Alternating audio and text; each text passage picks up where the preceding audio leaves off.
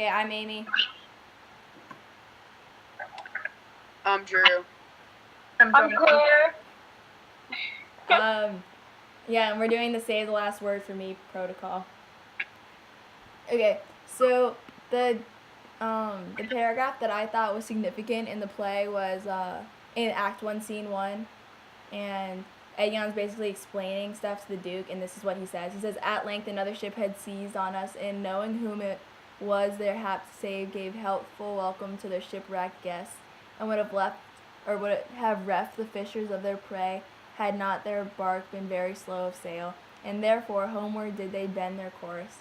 Thus have you heard me severed from my bliss, that by misfortunes was my life prolonged to tell sad stories of my own mishaps. My youngest boy, and yet my eldest care, at 18 years became inquisitive after his brother, and importuned me that his attendant, so his case was like, reft of his brother, but retained his name, might bear him company in the quest of him, whom whilst I laboured of a love to see, I hazarded the loss of whom I loved. 5 summers have I spent in the furthest Greece, roaming clean through the bounds of Asia, and coasting homeward, came to Ephesus, hopeless to find, yet loath to leave unsought, or that or any other place that harbors men. But here must end the story of my life, and happy were I in my timely death, could all my travels warrant me they live."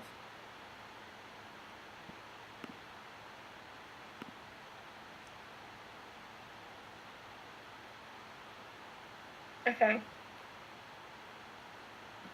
Have we had enough time to ponder? Yes, okay. Claire, do you have the timer? Okay. I think that paragraph is pretty important as well because it kind of sets the scene for the whole play and gives you a brief idea of like the events that happen, and then it tells you that the shipwreck occurred and then he lost his family and all he had was his servant, and then he traveled to Ephesus and just continued on the search to find his family and didn't find his family until later in his life. And I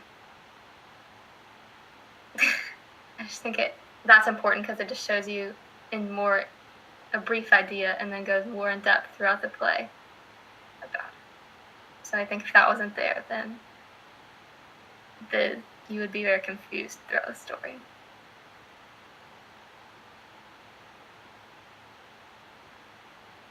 Okay.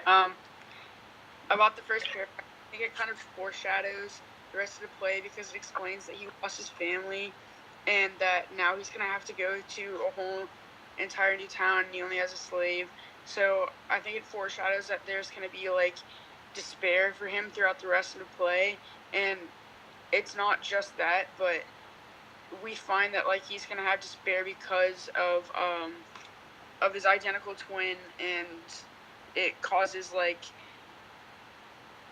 a lot of damage to his life because like his wife like thinks that he's cheating on him and stuff like that, and then it also like shows his hardship, not just like for the future, but like the hardship he has to go through like right now because he has to deal with losing his parents and stuff. So yeah, I think that's why it's important. Okay, I have to agree with both of you, and I have to agree with Amy that that was a good paragraph to choose because it sets the scene for the whole entire, or it sets the plot for the whole entire story, and it explains that how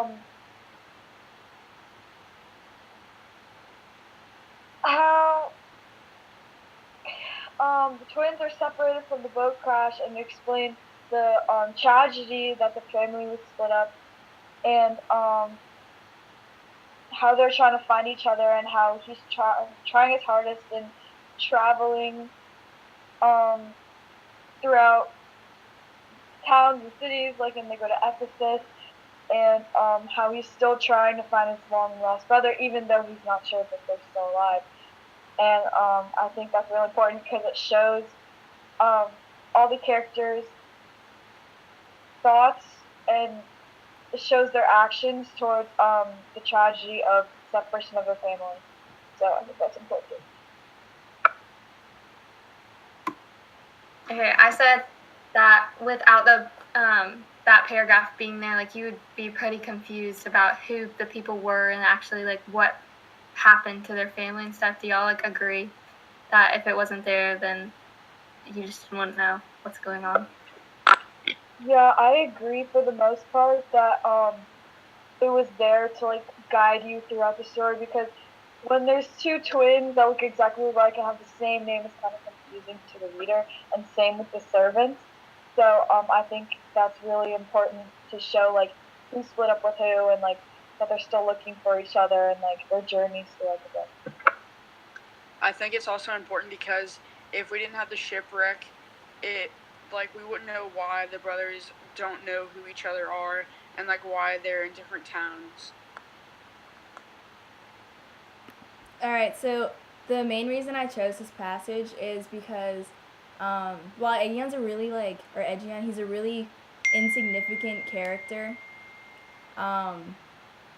Like throughout the entire play, he's important in the very beginning and end because he's the person who first introduces everybody, like you guys said. And without him introducing like the plot and what's happening, then we would never know what the story of how the twins split up was, or how they came to meet each other again. And a question I had when I first read it was, does the Duke know anything about Antipholus of Ephesus's past? Because if he knows the story, then if Antipholus of Ephesus ever told him about how he came to be in Ephesus, then he would know that he was split from his family. So I was wondering if he ever shared that about himself. And if he did, why didn't the Duke pick that out? But I also chose it because toward this story that he tells the Duke is the main reason he gets to live throughout the play, and he has more time than he usually would. So at the end, he's the main reason that everybody realizes that the twins are all in the same place, that his wife has been in Ephesus too, and that everyone was just split apart. And this passage itself just helps to it explains everything. It gives a story on how the shipwreck was caused, or how what happened to split them apart. And yeah, without that, then we wouldn't be able to piece together how they came apart, how they came back together, without a little background on Antipholus of Syracuse or even Dromio of Syracuse.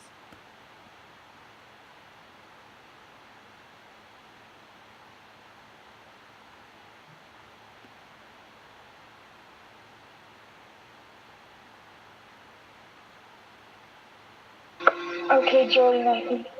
Oh wait, do we still talk about yours, Amy?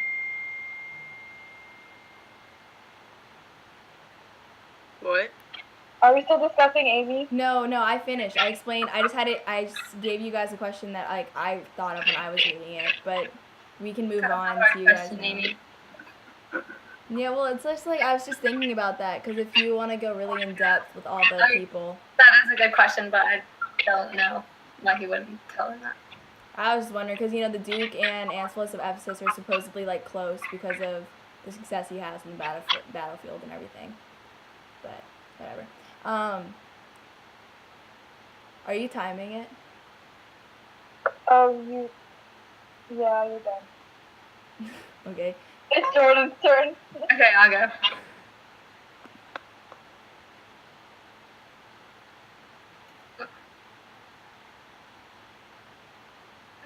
So mine is from Act 3, Scene 2, and it's Luciana talking to Antipholus of Syracuse. And it says, "And may it be that you have quite forgot a husband's office, shall Antipholus, even in the spring of love, thy love springs rot. Shall love in building grow so ruinous? If you die, wed my sister for her wealth, then for her wealth's sake use her with more kindness. Or if you, like elsewhere, do it by stealth, muffle your false love with some show of blindness. Let not my sister read it in your eye, but not thy tongue, thy own shame's orator. Look sweet, speak fair, become disloyalty. Apparel vice like virtue's harbinger. Bear a fair presence, though your heart be tainted. Teach sin in the carriage of the holy saint. Be secret false, when need she be acquainted. What simple thief brags of his own attaint? 'Tis double wrong to traunt with your bed, and let her read in thy books at board. Shame hath a bastard fame, well managed all deeds is doubled with an evil word. Alas, poor woman, make us believe that you love us, though others have the arm, show us the sleeve. We in your motion turn, and you may move us. Then, gentle brother, get you again, comfort my sister, cheer her, call her wife. 'Tis holy sport to be a little vain, when the sweet breath of a flattery conquers strife.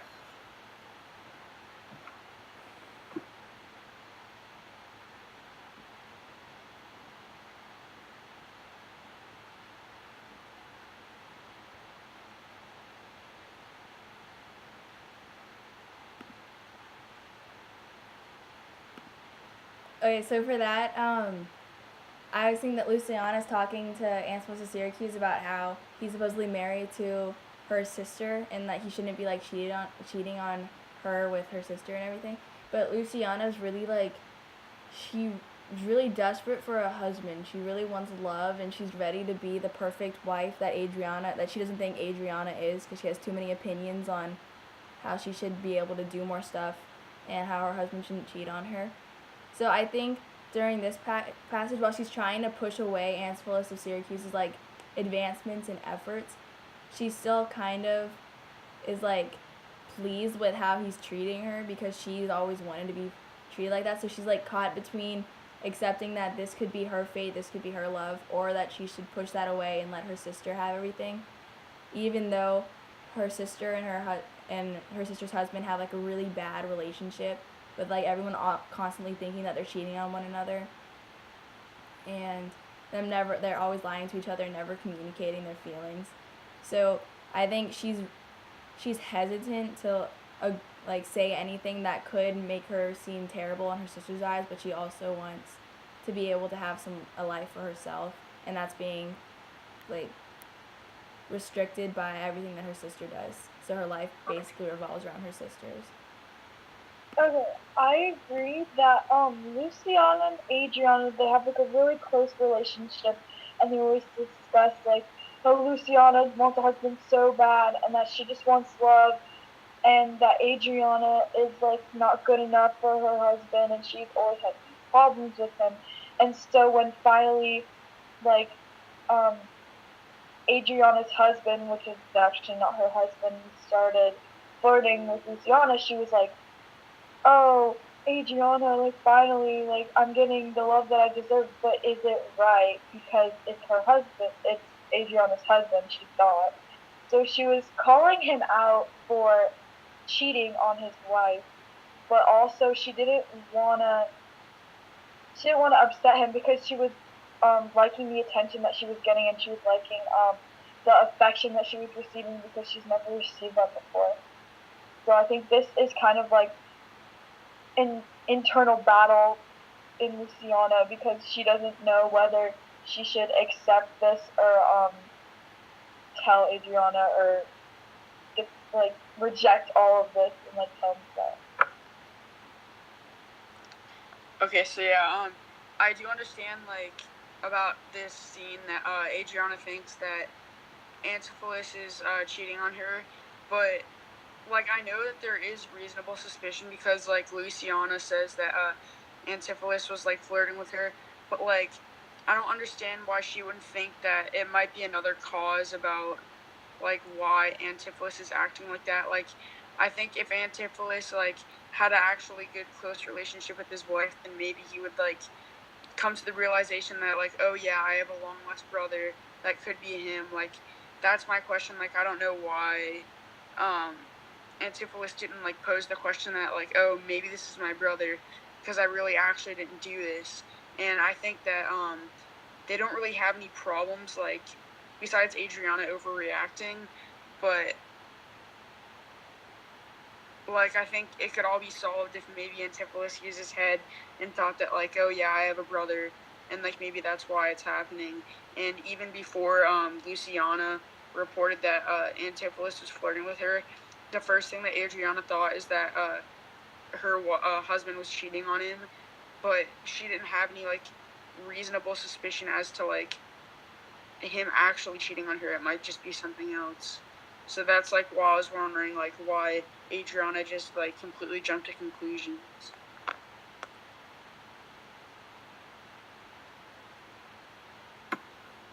Okay, so I didn't think of that, what Drew just said, but I do think that's a good point. Like, why didn't he like come to the question like, are you really thinking like about my brother and not me? Like, I have a twin brother kind of thing. But I think it's because he had been separated from his brother for such a long time, and he had never seen or like never like interacted with these people before, and they just come up to him and say like, why were you flirting with me? You're my sister's husband. Like, you need to be loyal to her and not flirt with me and talk to me, because it's just wasn't like comprehending to her or to him that he has a brother that is married to Adriana, but Luciana doesn't know that. And I just think that this whole part is just very, very confusing to them, because she just doesn't know and she can't comprehend that to where she can figure out like, oh, like he can flirt with me because he isn't the one married to her sister, and Adriana can still be married to Antipholus of Ephesus because of that reason.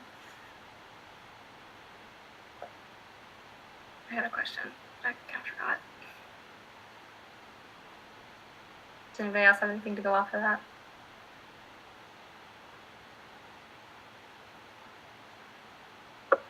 Do you think, I have a question. Do you think that this put like,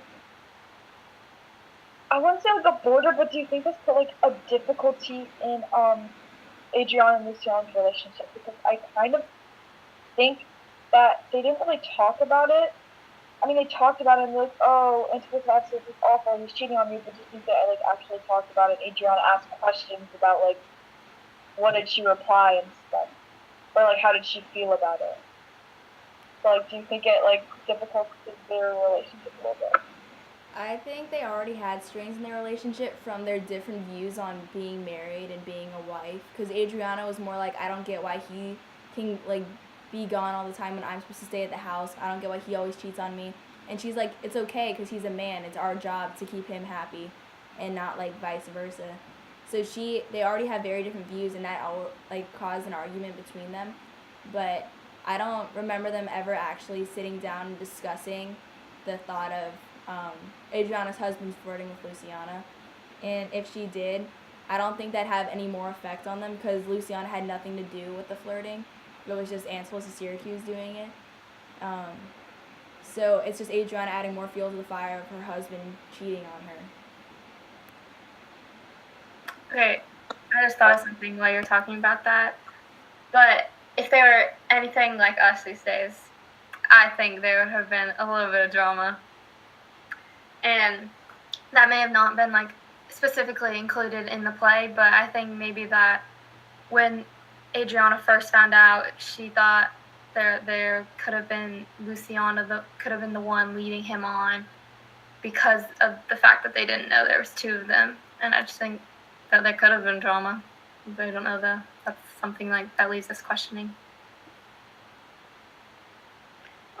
I also kind of don't understand why Adriana got so mad whenever she first like thought that her husband was cheating on her, because she already said that like women belong in the house and that women should be submissive to men and that men take more responsibility. So if she's already like submissive under Antipholus's control, then I don't understand why she like got so mad that he would cheat on her. I thought that she would just kind of like conform to what he was saying. It's because she has different views on the roles of women. She thinks she's more for like their rights. She wants them to be more included in everything. She's not willing to just sit around and be at his like beck and call whenever he wants to. So she's holding him accountable for anything he may be doing. So that's like a huge lack of trust between them. Thank you, Amy. And I think that she was just thinking like that Antipholus should be loyal to her and only loyal to her, and I think that was like her view of women and their husbands back in that time. Okay, I think we should move on to the next passage. Okay.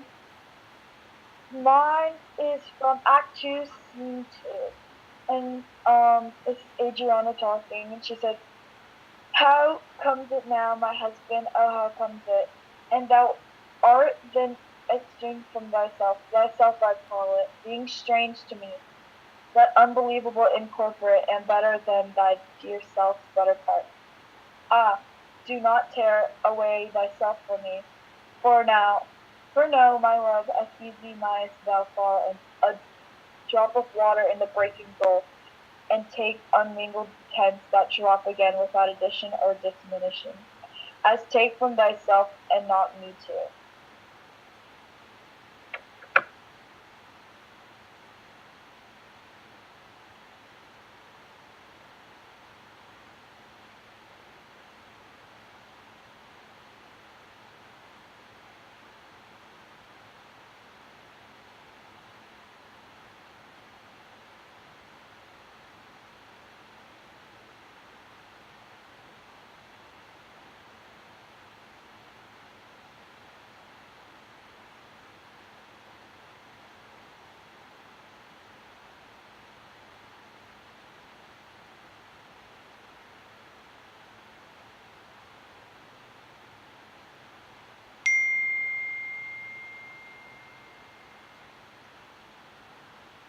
Claire, can you elaborate a little bit more on what you just said? Okay, that was Adriana talking to Antiphilus Ephesus when he started cheating on her, or when she realized he was cheating on her. Okay, So I she have was something talking to say about then. that. I have something to say then. So this goes with what the passage Jordan just read was about, and their whole trust issues and Adriana's personality towards how she should be with, like, how she should be treated by her husband, and her lack of trust with him is going so far that anything that he does, like even when he leaves the house for a little bit, and even when they're having dinner, she finds every single like every moment they have together to berate him about his cheating, even though she doesn't know the truth, and she's not willing to let him explain. And even when he does, he doesn't believe her, or she doesn't believe him. So they're like, this makes their marriage seem a little rocky, because even towards the end where he would, where he was like calling her crazy and they had their whole dispute, and she had him sent to like he called him crazy, she called him crazy essentially, and wanted him to be like taken care of and locked up and stuff. That just shows how far gone their like love is between each other, because they're not willing to talk it out, they're not willing to listen to each other and what they have to say. And that just makes me think, like, how long were they married for, and when did she first start accusing him of cheating? Because if she was like constantly accusing him every single time he left the house of cheating, then they wouldn't have been able to last as long as they did.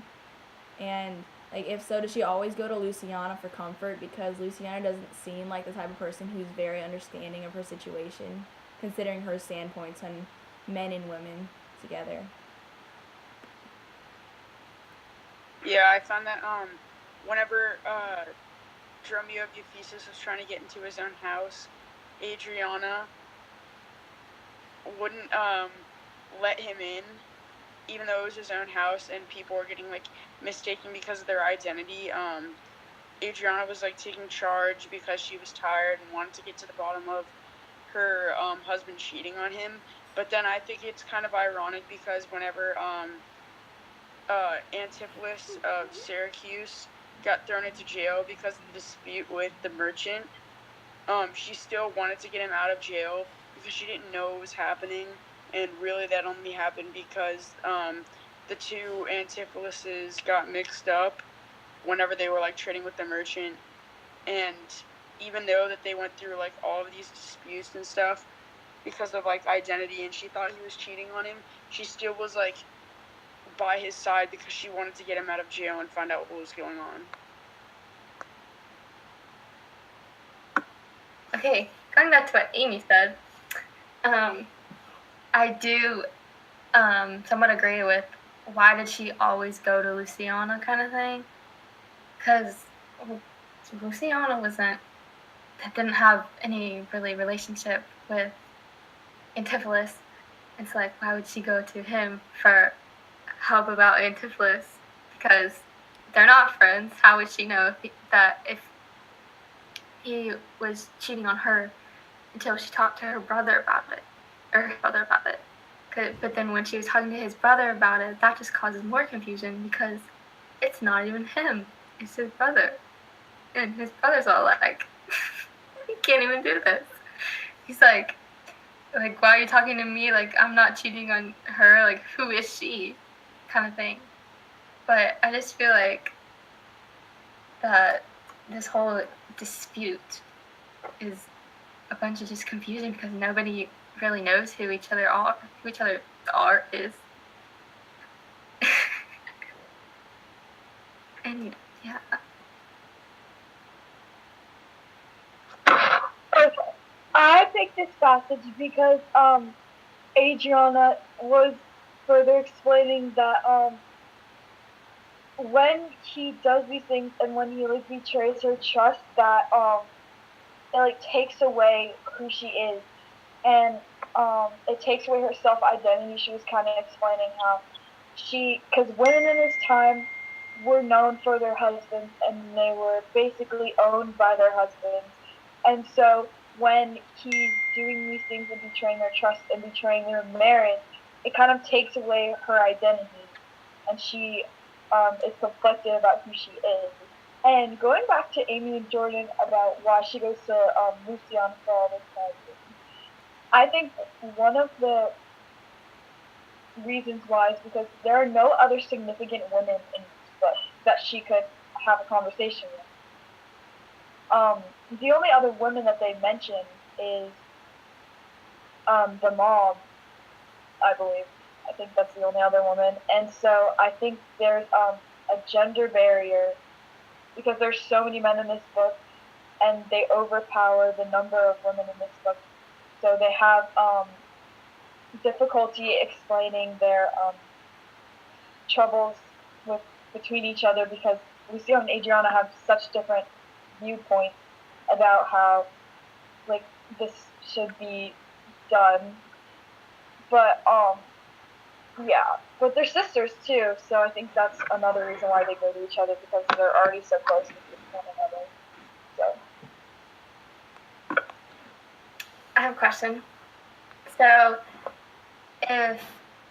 since there's really only 3 women in the book, and in this time period, men are more prominent to women, why do you think Shakespeare went along with the whole men dominance over women? I think that Shakespeare did that because at his time period especially, men were dominant over women. And I mean, now things have changed, but in that period of time, men were normally the head of the household. So he was just following what was along with that time period. It would seem like in a lot of his plays he's like that. Men always play the important role, and women, their job in his plays are either to screw things up or to create unnecessary drama, which is basically all Adriana did. She didn't get a chance to grow because the entire time her only lines that she had were focused on her issues with her husband, not about her issues with work or anything that she was feeling herself. It was all revolved around him. And the same with Luciana. She never had any conversation about what she wanted in life, just that she wanted a husband because she would know how to take care of him like a proper wife. So, and even the Avis, the job she had, and Avis I'm pretty sure it's a nun or some type of religious job. So even then, she was confined to she was confined to even the gender roles in the play, and she was barely in it, and they just didn't have a big role, and if they did, it was just not important. Even in the main characters, they didn't have a huge impact on any of the people except screwing up their lives.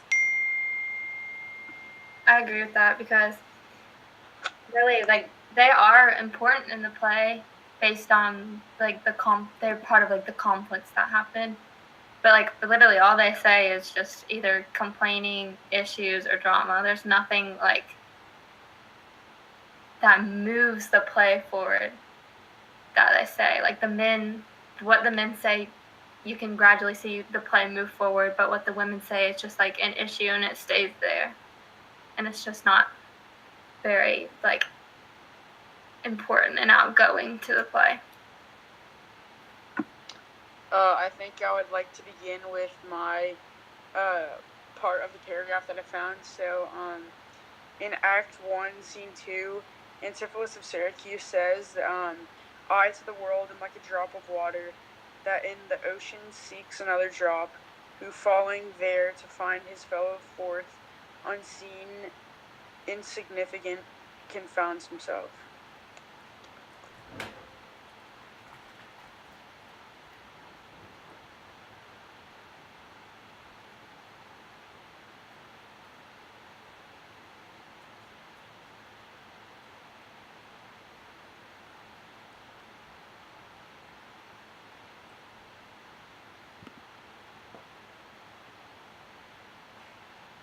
I think by that he's saying that his entire life was revolved around one thing.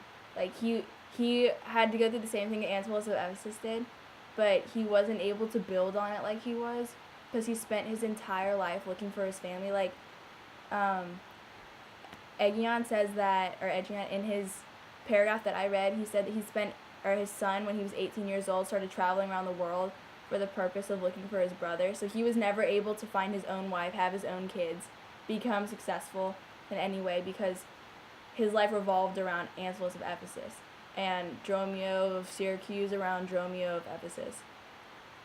So he was insignificant because even when he went to Ephesus and there was some hope of him finding his brother, there was still like things that kept him from doing it. So no matter how hard he tries, nothing ever works out for him until like just they happen to at the end.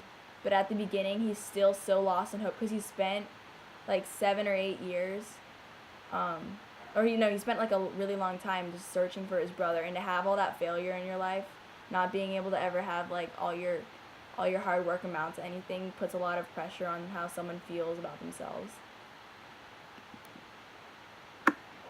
And I just think that having that, like, basically half your life dedicated to finding your brother and your family and being separated from them that long, like, you are on your own. Like, all you can depend on or, like, have as a friend or family is the servant that he had.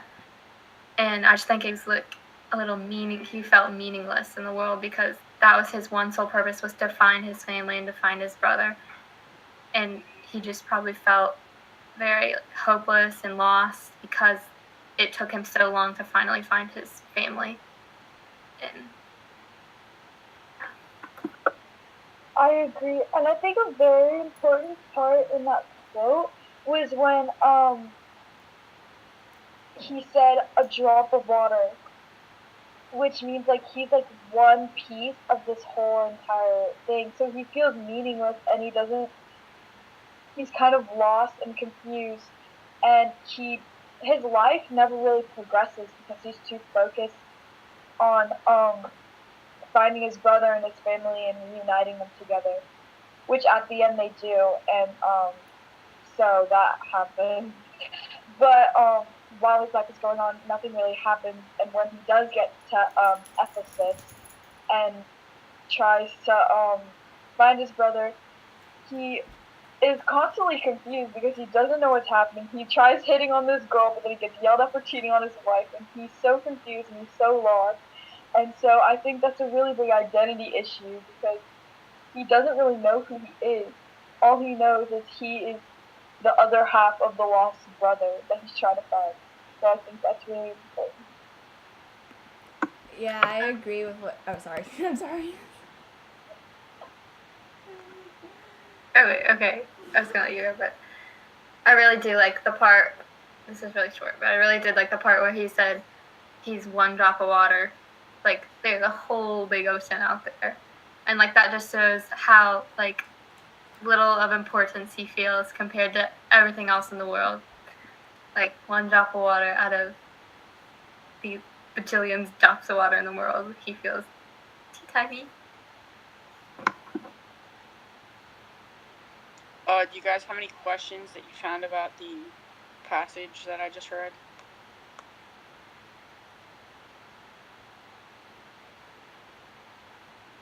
No. I guess not. Ooh, okay. I want to add this in. I'm pretty sure that,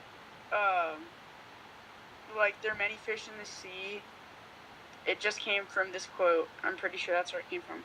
Okay, so I would like to explain uh, my passage. And so basically, Antipholus of Syracuse is saying that, like, he's lost his mom, dad, brother, and father.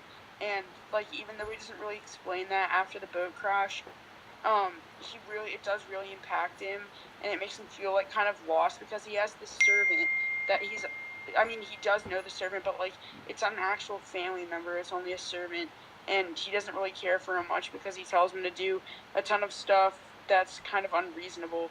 And then he also kind of explains that like he's losing himself too because he says, I feel like a drop of water who's falling to find his fellow forth.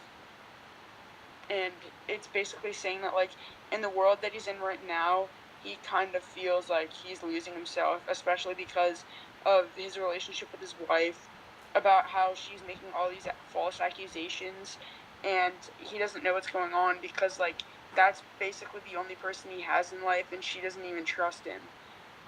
It also explains that, like, he kind of, like, rebounded his life into this new place, like, this new town, Syracuse, and it's kind of new to him, and especially because whenever, like, he talks to the merchants and has the whole dispute with the merchant, he doesn't know what's going on, and he doesn't really know the town that very well. So, like, him getting thrown in jail because of, like, what happened with the merchant, which wasn't his fault, kind of, like, disrupts his life, like, in a bad way because he wasn't expecting it. Also, like you guys explained, where it says, I to the world am like a drop of water that in the ocean seeks another, like that's in like a very vast ocean. It's basically saying how insignificant his life is compared to everybody else's, especially because he's going through all these hardships. But because this is at the very start of the book, this will all change whenever he finds his brother. Okay, so now we just have to like debrief on our experience, and we just talk about how this like helped expand the way we thought. So I didn't remember that quote too, like I didn't remember it too well, because to me it was just building up on his character before he got to the part where he did find out who he was, when he discovered himself. But I do agree with everything you said about how he spent how insignificant he was compared to everyone else, because he had no achievements to show for his life. All he had was just like years and years of traveling.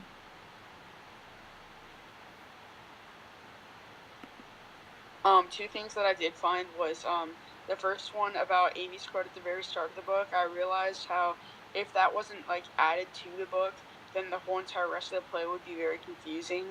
And then I also realized that like what I thought about Claire's and Jordan's quote or passage, them talking about Adriana being mad because she suspects her husband's cheating. I realized like that she like jumped to conclusions and immediately thought he was cheating, even before he flirted with Luciana, which wasn't really even him, and it just made me wonder like why she immediately thought that he was cheating. I think what Amy said about gender roles was really interesting, and I never really thought about it that way. How when the men are in the book and they say things and they do things, the story progresses. But then when the women do things, it's basically just pointless drama that keeps the story there and causes conflict between all the characters. And so gender roles, that was more information than anyone in the book.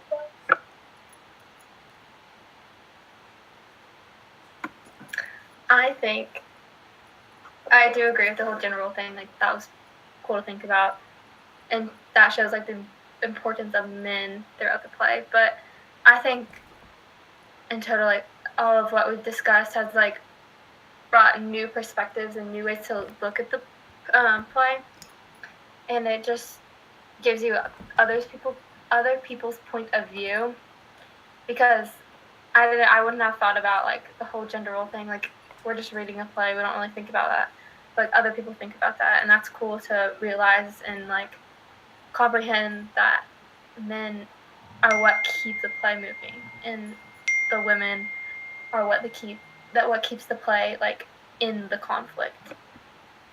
And yeah, I don't know. I enjoyed it.